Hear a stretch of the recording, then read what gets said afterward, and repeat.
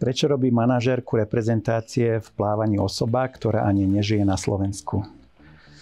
Tak ja si myslím, že táto otázka vyzerá záľudne, ale treba na ňu odpovedať. My musíme byť hrdí na to, že máme Martinu Moravcovú, ktorá robí manažérku reprezentácie, pretože je to historicky najúspešnejšia plavkyňa. A nie je len šikovná v plávaní, kde naozaj nemali sme od nej lepšiu a myslím si, že patrila do topky vôbec na svete.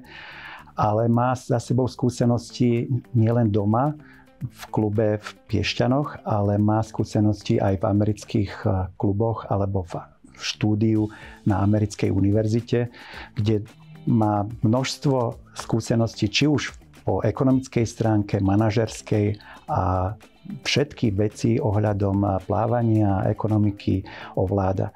Martina, v jej osobe máme manažéra, ktorý naozaj vie, čo robí a verím, že aj postupom času pochopia aj športovci, aj tréneri na Slovensku, že si treba vážiť túto osobu. A na jednej strane sa hovorí prečo zvonku, ale určite keď si to zoberieme, že by sme hľadali človeka, ktorý by bol tu zo Slovenska, tak neviem si predstaviť, aby to bol človek, ktorý má klub a ktorý má kvalitných reprezentantov, pretože ten sa vždy sústredí na toho svojho športovca alebo na svojho reprezentanta. Ideálne to bolo, keď sme tu mali Romana Havrlanta z Čiech, ktorý nemal klubovú príslušnosť na Slovensku. Navnímal si všetkých našich reprezentantov a chodil aj na sústredenia. Jeho požiadavky platové boli tak vysoké, že sme mu nedokázali vyhovieť a preto sme privítali, keď Martina sa prihlásila do výberového konania na túto funkciu. Čo sa týka tej práce, ono to nie je veľmi o tom, ako byť na bazéne a vydávať nejaké pokyny alebo robiť tréningové plány pre tých jednotlivých trénerov, pretože plávanie je individuálny šport a tam si to všetko riešia tréneri. Ide skôr o to, aby boli tie ekonomické veci, ktoré sa týkajú jednak toho rozvrhu celkového rozpočtu na reprezentáciu, aby toto ten človek chápal, aby to pochopil, aby vedel s tými peniazmi aj počítať.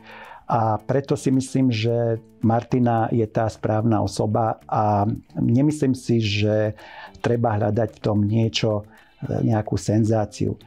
Naozaj budeme pracovať na tom, aby ďalší tréneri, ktorí budú pod ňou a ktorí jej budú pomáhať už priamo na mieste na Slovensku, budú to tréneri vyberaní od tých najlepších reprezentantov, čiže ten, ktorý má najvyššie postaveného reprezentanta v bodovej hodnote, ten bude takým asistentom Martiny a ten bude chodiť priamo na tie sústredenia, bude pomáhať, bude sa radiť s tými ostatnými a bude odovzdávať ten feedback manažerovi reprezentácie.